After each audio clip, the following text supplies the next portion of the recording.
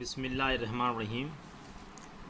السلام علیکم عزیز طلباء و طالبات، ہمارا آج کا لیکچر رسید نویسی پر مشتمل ہے۔ عزیز طلباء، رسید نویسی کی اہمیت و افادیت سے کسی بھی طور انکار نہیں کیا جا سکتا۔ ہماری روزمرہ زندگی میں رسید نویسی کا بہت عمل دخل ہے۔ تو لیکچر نمبر 9 رسید نویسی کے بنیادی قواعد پر مشتمل ہے۔ اس لیکچر میں ہم سیکھیں گے کہ رسید نویسی کیا ہوتی ہے اور رسید لکھنے کے لیے کون سے بنیادی قواعد، اہم نکات اور اصول پیش نظر رکھنے چاہیے۔ ان اصول و ضوابط اور قواعد کو ہم وضاحت سے پڑھیں گے، اور اسی طرح لیکچر نمبر 10 میں ہم مکمل عملی مشق کریں گے۔ عزیز، رسید نویسی کی تعریف، اس کا ماخذ اور اس کی اہمیت و افادیت کے حوالے سے بات کی تھی۔ اب ہم دیکھیں گے کہ ایک مؤثر ترین رسید لکھنے کے لیے کون سے اہم نکات ہیں جو پیش نظر رکھنے ضروری ہیں۔ عزیزان گرامی، اصول نمبر 1، کسی بھی چیز کی رسید لکھتے ہوئے پہلی سطر پر درمیان میں باعث تحریر آن کے لکھا جاتا ہے۔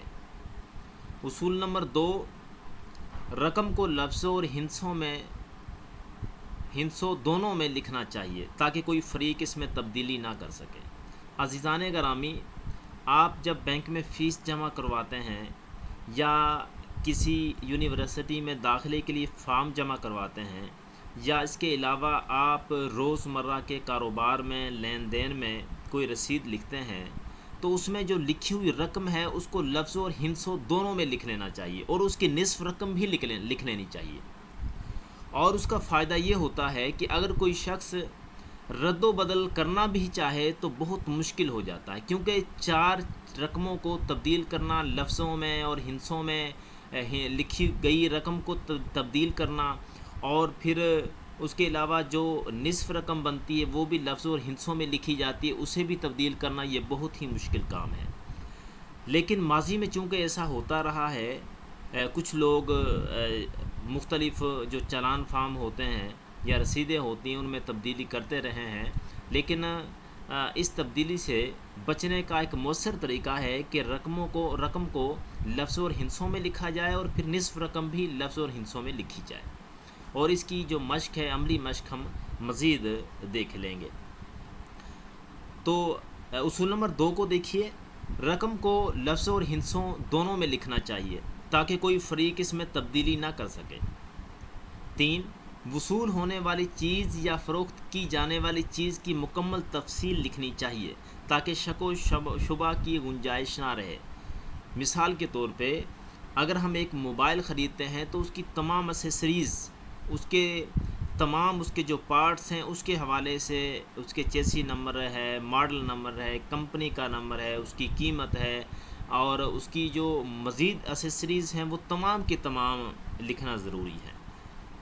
اسی طرح اصول نمبر 4 دیکھیں، رسید میں خرید و فروخت کرنے والے دونوں فریقوں کا ذکر کرنا چاہیے۔ مطلب یہ ہے کہ رسید میں جو سب سے پہلے رقم لکھی جاتی ہے، اس کے بعد وہ رقم کس وجہ سے کیوں دی گئی ہے اس کی وجہ لکھی جاتی ہے، اور اگر موبائل کے حوالے سے رسید ہے تو دونوں فریقوں کا ذکر کیا جاتا ہے اس میں۔ صرف مزید دیکھیے، صرف ایک فریق کے ذکر سے رسید ادھوری رہ جائے گی۔ یک طرفہ رسید کسی بھی طور قابل قبول نہیں ہے۔ مطلب یہ ہے کہ رسید اس وقت تیار کی جاتی ہے جب دونوں فریق، خریدنے والا اور فروخت کرنے والا، دونوں فریق موجود ہوتے ہیں، اور دونوں فریقوں کی موجودگی میں رسید لکھی جاتی ہے اور ان کے دستخط کیے جاتے ہیں۔ تو اسی طرح اگر یک طرفہ رسید لکھی گئی ہے تو اس کی کوئی اہمیت اور قدر و قیمت نہیں ہوگی۔ اصول نمبر 5 دیکھیں، کوئی چیز وصول کرنے والا یا فروخت کرنے والا رسید لکھ کر دے گا اور نچلی سطر کے درمیان میں العبد لکھ کر اپنے نام اور پتے کے ساتھ دستخط کرے گا۔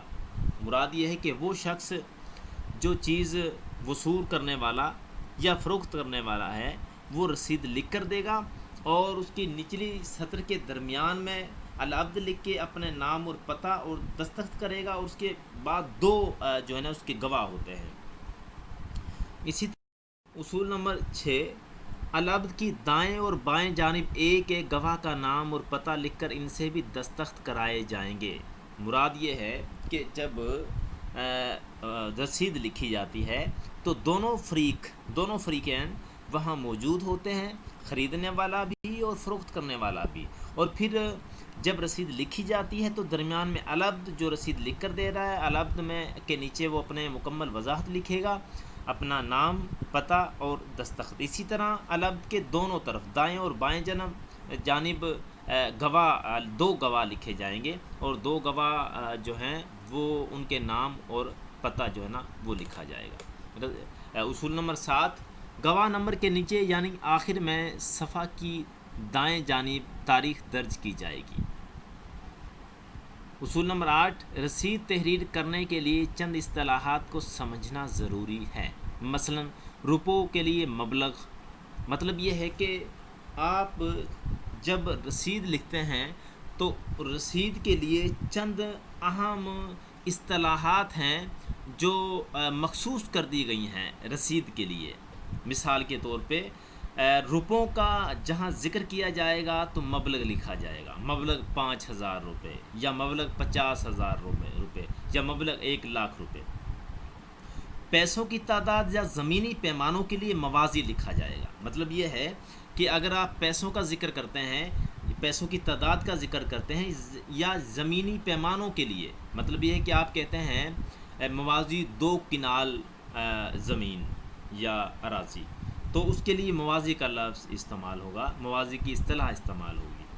اسی طرح چھوٹے جانوروں یعنی بھیڑ بکری کے لیے شاخ کی اصطلاح استعمال کی جاتی ہے، جبکہ بڑے جانوروں یعنی گائے بھینس کے لیے راس لکھا جائے گا۔ تو یہ عزیز طلبہ و طالبات، یہ وہ اصول و ضوابط ہیں جو ہم تحریر لکھتے ہوئے پیش نظر رکھتے ہیں۔ اگر مؤثر ترین رسید لکھنی ہے تو کم از کم یہ تمام جو قواعد و ضوابط اور اہم نکات ہیں اور بنیادی قواعد ہیں ان کو پیش نظر رکھنا چاہیے۔ تو آخر میں جو اصول نمبر 8 ہے اس پہ توجہ دینی ہے، اور یہ ذہن نشین کر لینے چاہیے تمام چیزیں، یہ جو اصطلاحات ہیں، تاکہ جب بھی رسید لکھیں تو وہ جو ہے نا ہمارے کام آئیں۔ ایک نمونہ دیا گیا، رسید کا نمونہ کیا ہوتا ہے؟ تو سب سے پہلے جیسا کہ میں نے پہلے عرض کی، باعث تحریر آن کے لکھا جائے گا، اس کے بعد نفس مضمون۔ اب نفس مضمون سے مراد یہ ہے کہ رسید کا جو بنیادی مضمون ہے، جو رقم جس میں لکھی جاتی ہے، جس میں دونوں فریقین کا ذکر کیا جاتا ہے اور اس چیز کی نوعیت کے حوالے سے بتایا جاتا ہے اور اس کی مکمل وضاحت کی جاتی ہے اس چیز کی، تو اس کے بعد سب سے پہلے باعث تحریر آن کے، اس کے بعد نفس مضمون، جس کی ہم مزید آگے عملی مشق بھی کر لیں گے، گواہ شد، دونوں جانب ایک طرف گواہ شد، پھر درمیان میں العبد اور اس کے دوسری جانب گواہ شد، اور ان کے نیچے میں نے الف ب جیم لکھ دیا ہے، لیکن جب آپ رسید لکھیں گے تو آپ مکمل وضاحت لکھ سکتے ہیں۔ مثال کے طور پہ العبد میں آپ مکمل نام لکھیں، گواہ شد میں آپ ایک گواہ لکھیں، اس کا دستخط ہوتے ہیں، اس کی مکمل وضاحت ہوتی ہے، دوسرے گواہ، مراد یہ ہے کہ رسید میں 2 گواہ ہونے ضروری ہیں۔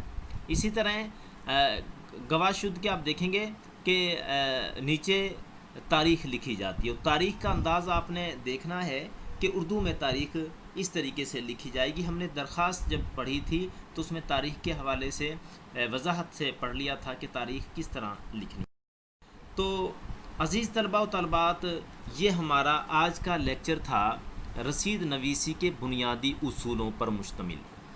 تو آپ یہ تمام بنیادی اصول اور اہم نکات جو ہیں ان کو ذہن نشین کر لیجئے گا، تاکہ مزید جب ہم عملی مشق کریں تو کم از کم آپ آسانی کے ساتھ وہ سیکھ سکیں گے۔ جب تک آپ بنیادی قواعد نہیں سیکھیں گے، بنیاد آپ کی مضبوط نہیں ہوگی، اس وقت تک آپ کے لیے آگے چلنا مشکل ہو جائے گا، کیونکہ یہ سوال یا رسید نویسی انتہائی اہم ہے روزمرہ معمولات کے لیے، روزمرہ معاملات کے لیے، اور اسی طرح امتحانی نقطہ نظر کے حوالے سے دیکھا جائے تو تب بھی اہم ہے۔